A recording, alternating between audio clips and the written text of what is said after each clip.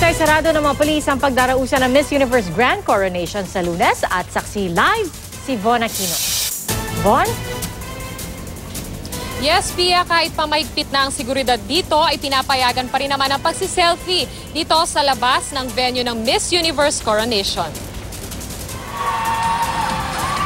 Ngayong Lunes, habang halos buong mundo ay nakatutok sa mga kandidata ng Miss Universe on stage,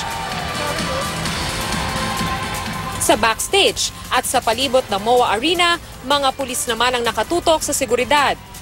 Ngayon pa lang, bantay sarado na nila ang venue. May mga pulis na lumilibot sa paligid at may mga maliliit na tent din na nakasetup kung saan nakaposte ang mga pulis. Pero pwede pa rin mamasyal sa tapat ng gigantic Miss Universe crown display sa MOA Arena. Maybe someday maging Miss Universe ang itong aking mga pamangkin. Parang nakaka-proud lang kasi, di ba? Tapos, Maxine Medina, Philippines. So parang pag nagpa-picture ka dyan, parang nire-represent mo na, parang ramdam mo na rin. Good luck, Maxine! Kanina ay pinakita ng NCR Police Office sa kasama naming si Connie Sison ang higpit ng seguridad. Sa basement parking, may x-ray machine at metal detector na parang sa airport.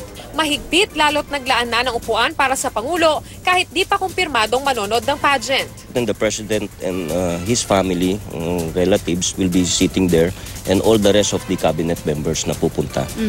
Halos 100 pulis ang ide-deploy. Pia, sa mga oras na ito ay maluwag naman ang daloy ng trapiko sa EDSA Extension patungo rito sa MOA Arena. At live mula rito sa Pasay City, ako si Von Aquino, ang inyong saksi.